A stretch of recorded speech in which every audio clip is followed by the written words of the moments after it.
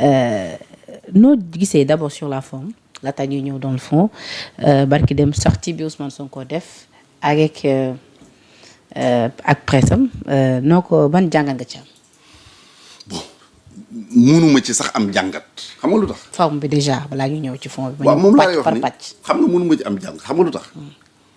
muy moom muy ku mel ni moom bu dëgg dee dëgg dafa am fu ma leen di séentu dafa am lu ma leen di conseiller dafa am fu ma leen di fàkkal bëgg ñu daanu fa de sorte que la ñuy wax bu tant que jëmuñu ci cadre boobu rek du ma leen déglu du ma leen analyser parce que jàpp naa ni du njariñu askan moo fa nekk te dama leen bëgg di leen invité waat muy moom ak ñi ànd ak moom mooy président de la république ak ñi ànd ak ñoom boo ko jëlee au plan politique moo xam Pastef la moo xam kiiraay la dama leen invité à la raison au calme à la sérénité à l'apaisement au rassemblement ñu toog xool lan mooy njariñu askan wi fan lañu war a mën a jëme réew mi ëllëg buñ ko deful non seulement dañuy continuer di diigal réew mi mais bu réew mi di diig ñoom lay yóbbaale te le débat actuel kenn mënu ci nag indexé tuumaal ci opposition bi quoi que ce soit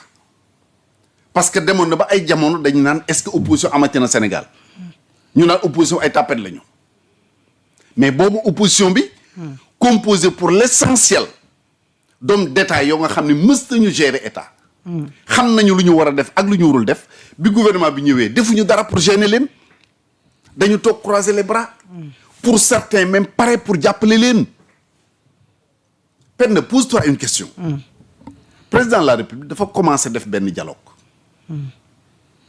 recevoir les anciens ministres des Finances recevoir les anciens ministres de l'Intérieur di recevoir les anciens premiers ministres jeudi le recevoir bu ma joxee exemple quelqu'un comme Amadou Ba mu génn def une déclaration déclaration xëy na neexul ñëpp le lendemain matin vendredi Ousmane Sonko dem assemblée def une déclaration le même jour président wàcce ko dialogue boobu président tàmbale woon fu mu mujjee fa la yem comme si boo ko doon analyser da nga naan Ousmane Sonko daf ko pousser à la faute parce que dialogue boobu mu doon def dafa waroon am jeexital bi moo doon adressé wu aux Sénégalais ginnaaw bu mu recevoir les anciens ministres de l'Intérieur ministre des Finances premier ministre président de l'Assemblée et autres jël seen xalaat mu taxaw jàkkaarloo ak Sénégalais wax ak ñoom lu mu jëlee ci waxtaan boobu ba pare tàllal leen loxo pour que ku ko mën a jàppale ci liggéey bi nga ñëw jàppale ko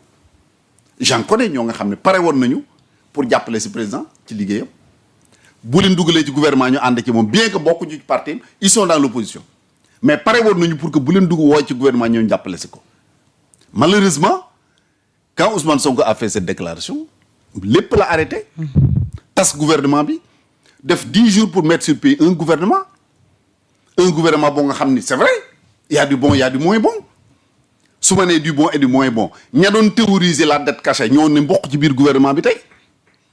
mais ndax ci forme bi ci koo xamante ni tout le temps dafay prôner ab exercice de transparence ndax jàpp nga ni war na war a mën a tout le temps di def choix peut-être ci presse bi nga xamante ni tout le temps ñenn ñi dañ koy joxañ baaraam tuuti ni presse boobu presse am la.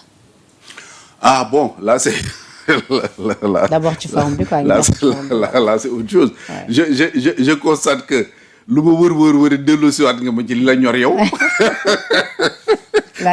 je vois bien la stratégie. mais écoute. xam nga loolu aussi kenn mënu ko reprocher nit. tu vois en France par exemple président day wax TF1 ñëw couvrir ko ñeneen ñi relayer ko à partir de voilà. Fii au Sénégal on l'a souvent vu c'est pas la première fois je me rappelle quand le président de la République l'actuel président bi muy rencontrer une presse il y avait Maïmouna Ndour Faye il y avait le jeune là Diallo de Seneweb il y avait je sais pas qui encore ils étaient 4 bi aussi ils sont 4 bon moi ça je peux le comprendre parce que am na argument yu solide ak preuve avec des preuves à l'appui kay warul craindre benn presse pour man. non moi je dis pas non mais je veux dire pour man de temps en temps war nañu war a mën a changer de ce fait même presse bi nga xam ne jàpp nga ne sax dañ la contre au moins ñu ñëw toog ñoom am nañ seen question tamit qui leur est propre. waaw xam nga man du ma ko poser en terme de peut-être plus de transparence je veux dire. man du ma ko poser en terme de craindre quelqu'un jàpp ma ni muy premier ministre muy président muy keneen dafa am presse bu mu ragal jàpp ma loolu damay jàpp ni seen question d'organisation interne la parce que aussi bu ñu xoolaatee objectivement presse bi mën nañ nit ñëpp a yem maanaam d'égale dignité mënoo invité ñëpp te ku tànn am na ñoo éliminé boo gisee organes yi fi nekk journaux rajo télé et tout ça c'est au moins une 60aine d'organes mënoo leen a woo. deuxièmement yow penn bu dee da nga am ay arguments yu nga xam ne jàpp nga ni waxuma ne moom la dama nga jàpp ni premier ministre wala président wala ku mënti doon xëy na argument yi nga am boo ko tegee ci table bi mu gêné ko ba looloo tax invité wu la mais bu la invité wul am nga moyen teg ko ci table ji. c'est pas parce que tu es là en face du président. yooyu laay def nii. ah waaw man c'est pas parce que. lu ma bëgg laa ci man koy laaj. voilà c'est pas parce que voilà donc bu fekkee ne dafa am argument yoo nga xam ni. jàpp nga ni moom ñemewu ko. c'est-à-dire tax na ba muy daw presse bi. mais terewul presse bi mën nañ ko poser sur la table. pour man forme vraiment je trouve que. question d'organisation interne la. bon jàpp nañ ne xëy na sortie bi tamit ci moment bi jàpp nga ni c'était approprié. ah oui xam nga loolu nag moo ko mën a apprécier mais man sortie bu nit mënti def actuellement. muy ku mënti doon. te jëmale ko ci téesanteeg dàggasanteeg xeexu politique élection municipale référendum d'accord ma ci. rafetlu ma ko. alors ci. jàpp naa ne tey. débat war na mën a nekk. ci leneen. nu ñuy def pour am ouverture des classes bu baax. nu ñuy def pour suqali askan wi dañu nekk ci jafe-jafe. nu ñuy def pour régler problème ndox mi.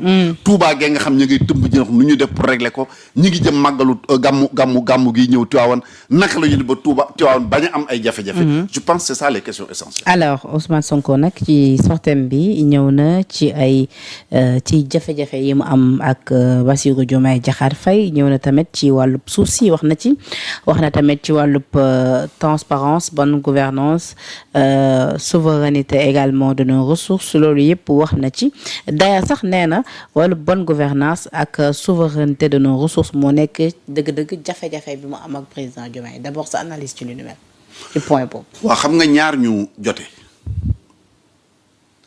kii ñëw ni lii lañ jote ka ca des waxut soo leen bëggee àtte rek ñaar yi fay am da ngay far mbaag naa fekk parce que lañ jote ñoom ñoo ko xam par contre li mu fax li yëpp ni mu ko engagé la engagé Diomaye ni mu engagé Diomaye la ko engagé moom kon kenn ci ñoom mënul a raxas sa bopp ba mu set nga taxaw fële ni nangam defuma ko diwoo ko def non ñoo ko bokk ba fi ñu toog ba bi ñuy tàggoo lépp lu fi xew ñoom ñaar la ba mandat bi jeex lu fi xew ñoom ñaar la.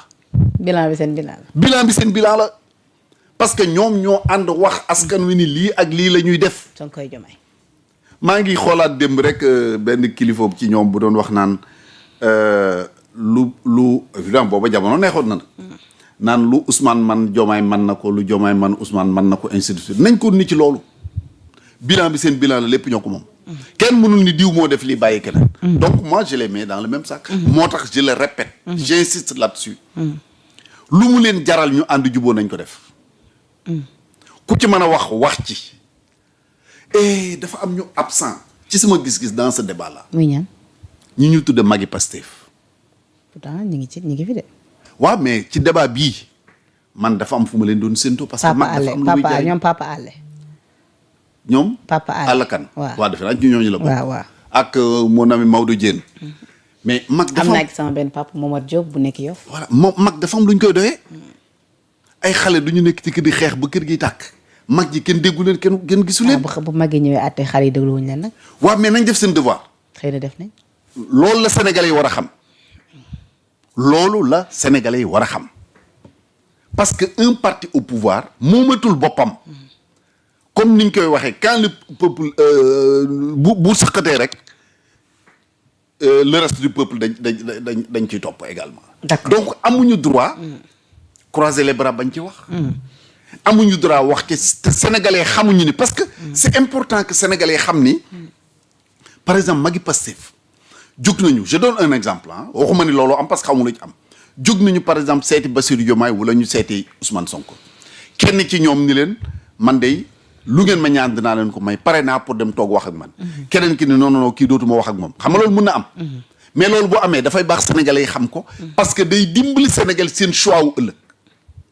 d'accord donc il est important que ñu dégg leen ci. alors révélé na tamit ci wàllub fonds politique yi ni bu mu yegsee ca primature lu toll ci 3 milliards francs CFA dañ ko retiré diggante mars jàpp avril 2024 sans explication lu ni mel wax na ko waaye tamit sànq ci fi nga taxawoon ci li ñeel patrimoine am moom wax na ni daanaka li mu am bëriwul nee na moom benn kër la am oto ak li mu am daal bëriwul contrairement à li nit ñi di wax d'ailleurs sax loolu moo tax ñenn ñi waxee woon ni Madiambal bi mu xamle woon ni 4 millions ak lu teg la dépose la déclaré woon ñu bëri loolu jaaxaloon leen mais dafa mel ni nag tontu na ñoo ñi ni moom dencul grand chose amul dara.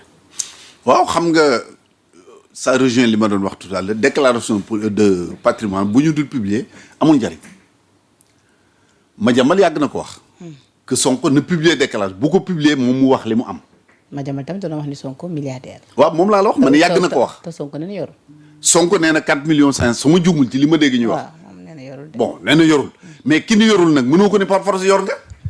sauf et c'est là où l'interpellation Madiambal est importante et intéressante bu fekkee ni li Sonko wax du dëgg tey fii ñu toog nag la Madiambal war a taxaw ni ah Sonko li nga wax amul. nee nga nangam nga yor. amoo ko lii ak lii ak lii nga yor bu ko deful. ay waxam kenn dootu ko déglu bu ko defee ñu xam ni Sonko li mu wax moo taxawul mais loolu il faut que ñu mën ko ñu mën ko leer ñoom rek ñoo ko mën a leeral nag Sonko wax na li mu nee na lii laa am kële nee na amul loolu bon jusqu'à présent mënuñu dindi li Sonko wax tant que Madiambal tegu fi leneen wala keneen ku mel ni Madiambal teg fi lu war a tax ñu ni Sonko li moo amul. nee na tamit ci lu ñeel rallongement bi mu bëggoon ci fonds politique yi jublu ci woon lu dul bëgg rek jënd ay oto yu yees pour primature ndax nee na bañ fi ñëwee daanaka oto ñu fa fekk ñu ay épave la donc nag bi ñu saisiré bi kii bi moo xam ma xaw ma lan. bi ñu ko saisiré oto Mouhamadou Dan Sarr.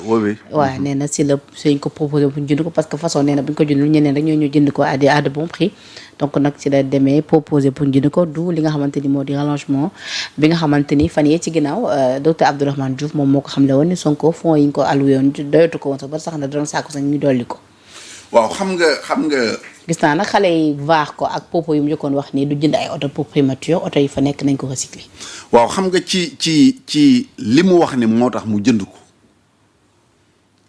lu xel mën a nangu la ni mu ko jënde xel mënu ko nangu parce que dafa violer ay textes pour def loolu donte loolu ni mu ko waxee bu demee noonu mën na doon njariñu gouvernement donc mën na doon njariñu état mais bi mu koy def fonds yi ñu ni su Wade c'était pour la Casamance. waaw moom laa c'est ni mu ko defee. expliquer ñu loolu.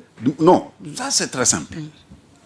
xam nga yàgg naa la wax bu ñuy wax fonds politique ma leen bàyyi. état mënul dox te du am ay fonds politique c'est pas possible ndax bu dul fonds politique yeneen fonds yi mu doon yëpp da ngay bind da nga koy def ci comptabilité wu nga dem au trésor wala nga bind ay chèques ainsi de suite. or nit ku feebar par exemple ñu toog ba àjjuma ñu ni kii kat buñ ko évacuer France tey dina dee mën na am mu dee. ñu daw ñëw ci président wax ko ko. du ay procédure comptabilité moo koy régler da ngay génne ci les fonds politiques régler ko réew mi nekk ci danger ñu ni lii kat diw mii bu ñu ko fayul nangam mu régler lii ak lii musiba dina am dañ ci génn fay ko en Casamance mais Abdoulaye Wade wax na leen fii ñëpp di ko dégg campagne électorale mu ni pendant longtemps man maay dundal waa MFDC il l'a dit ba am na sax kenn ci ñun koo nga xam ni benn ministre boo nga xam ni à l'époque moom la Abdoulaye doon yónni en dehors de ki ñu doon wax monsieur Casamance. xam nga chaque année am chaque moment amoon na ku ñu daan wax ay monsieur Casamance muy organiser la médiation Mbaye Jacques Diop assuré na ko ak ñeneen ak ñeneen. mais en dehors de ñooñu. parce que bu ñu négocier. ak les rebelles du MFDC. ba ñu dem ci seen kanam toog. génnuñu attaqué tuñu kenn mais amuñu lu ñu lekk bu ñu amul lu ñu lekk ils sont obligés génn wuti ko buñ koy wuti mën na créer ay attaque mën na créer yeneen ak yeneen état bi en lieu et place dit non bu leen ko defati li ngeen di dundee ñun ñoo leen koy jox état bi di puiser ci ay fonds politiques am loolu moo indi woon li ma lay wax nii ok mu di ci puiser di leen jox ñuy dund ña fay dem di leen seeti di def ay médiation di waxtaan di régler ay problèmes à gauche à droite mu di ci jël di leen jox n'est-ce pas jàpp naa ni ñi mës a dox ci Casamance te xëy na état joxu leen xaalis bariwut. Je donne un exemple xëy na man exception laa ci parce que yaa ngi fàttaliku bi ñu jàppee les militaires sénégalais en Gambie. ci la nit jóge Casamance na ko yàlla yërëm gaañoo na actuellement muy un ami qu'on appelait Bassirou Sagna man xamuma ko woon avant ça. Il est venu me voir ni ma dama doon waxtaan ak ay responsables Casamance qui sont très proches du MFDC jàpp nañ ni dossier bi boo ci waxee mën nañ ci am solution.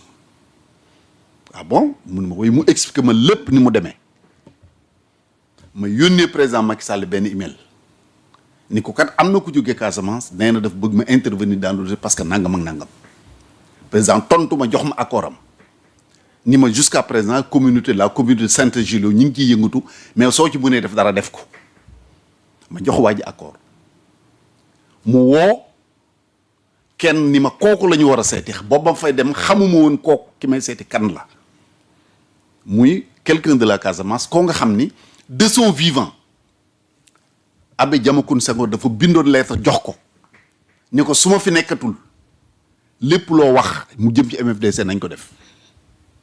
Le monsieur là maintenant ñëpp xam nañ ko il s'appelle le professeur Kourouma ma ànd ak ki ma lay wax ni ñu dem seeti ko mu woo beneen chef de guerre bu nekkoon MFDC ñu di ci dox di ci wax mu woo nit yónni ko ci Salif Sadio à l'époque mu jógi fii dem ba jululu en pleine brousse pour mener cette négociation là ba yàlla def ci sutura mais dem nañ ba benn moment ñun dañu nekk dans la discrétion bàyyi le gouvernement gambien mu monter en première ligne pour di def ces négociations mais l'essentiel du travail ce petit groupe là bi ma la wax ñoo ko doon def. te fonds yooyu c'était pour ça. C'était pour ça. mais dans ce cas-là bu ñu nee détournement. mais je précise. Oui. Que ñun bu ñuy def loolu. état joxuñu 1 franc. après loolu la am gàmm gu am jululu. ma dellu si waat ci président ni ko kat ñi ñu doon jàppale bi ñuy def lii ak lii dañuy organiser gàmmu. Il a sorti une petite somme. bariwul ça ne faisait pas 3 millions ou ci lay yem. ñu dem yóbbul leen ko c'était la seule fois bu ñu génne xaalis jox ñu ko. alors que démarche yooyu ñu doon def ñun. les fonds politiques là daf ko war a financer. mais dans ce cas là fonds yi xam nga moom fonds yi da ko justifié par le numérique kon ndax war nañ ci jënd oto. waaw xam nga loolu amatul xam nga. Ce dossier-là, à mon avis, il est clos. Mais on l'a évoqué. Alors, dama lay jox benn exemple. Stade Léopold Sédar Senghor bii bi ñu koy tabax. Sénégal war a organiser la Coupe d'Afrique. Sénégal 92. État bi am problème mu xaalis. dañu créer ubbi benn fonds. di jaay ay licences de pêche. Ça, c'était avec le gouvernement socialiste. di jaay ay licences de pêche. di ko def ci fonds bi. di ci tabax stade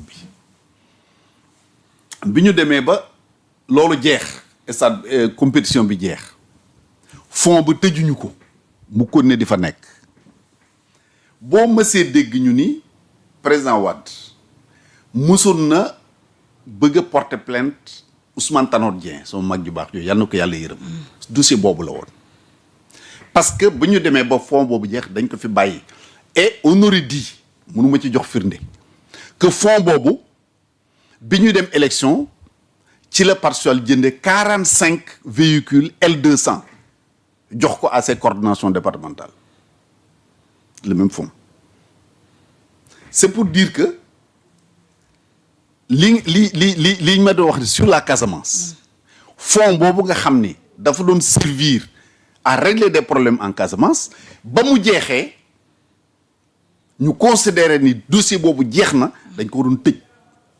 est-ce à dire que dans ce cas-là bu ki jëndee ay oto war na. moom ci lay jëm nii ma ne dañ ko waroon tëj parce que fonds yi kenn tëju ko. voilà dañ ko waroon tëj.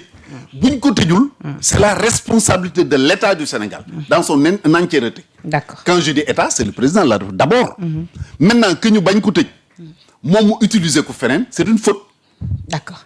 même bu dee ni comme li ma la wax léegi dama la wax léegi ni la mu ko jënde xel mën na ko nangu mais na mu ko jënde xel nangu. D'accord kii tamit di Aminata Touré moom it jël na ndaw